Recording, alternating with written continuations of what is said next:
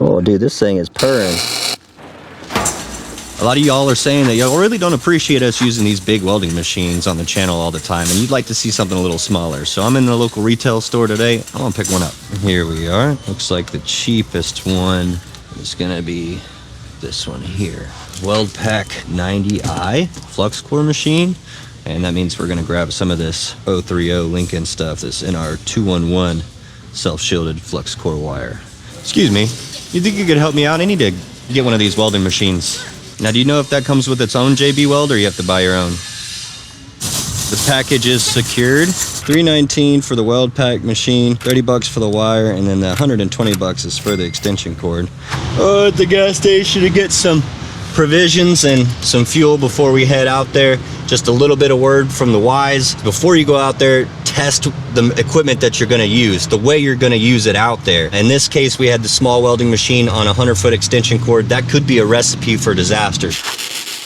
I'm honestly super impressed. I'm having way more fun with this machine than I thought I was gonna have. Using the same wire, this 030 small flux core spool on my bigger machines, I've honestly had a hard time with it. Not that to say it won't do it, but the longer MIG gun that it has, trying to push that smaller diameter wire all the way through there, even if you do have the right rollers that you need for flux core, which are the knurled ones, there's usually an issue in those bigger machines, and they usually get a bird nest because that wire will crimp, can't push no more. And not only that, but this machine doesn't even need to worry about polarity because it's only set up one way. So this has your voltage right here and your wire feed speed down here. It's a 1 through 10. This little wire feeder should have a chart right on the inside here where it tells you this thickness of metal that you're welding on, and it tells you what numbers you should go ahead and try out. Max thickness for this machine is 1/4 inch. We're going to be welding on 1/4 inch, so we just pin it out all the way. All you do is point and shoot,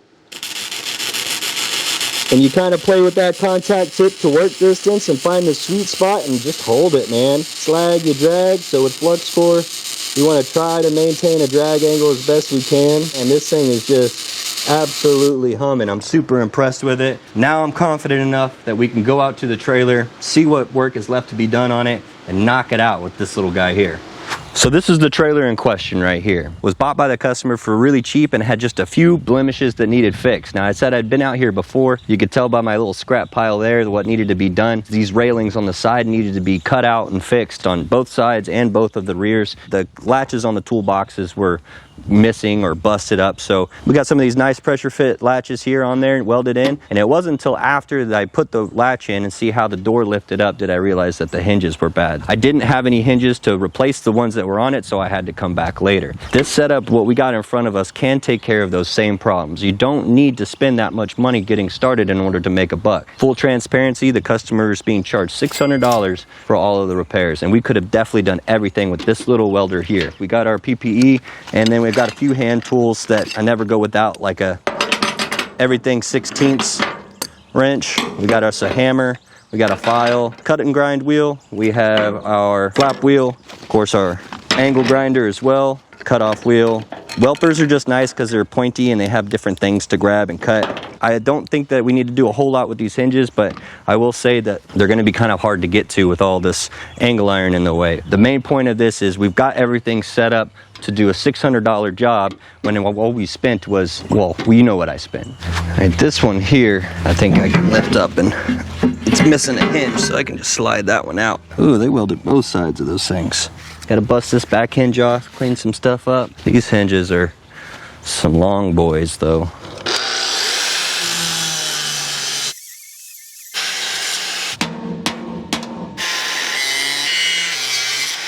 I'll use that grinding mark to mark center. Oh, freaking, ow. I almost got you, you demon.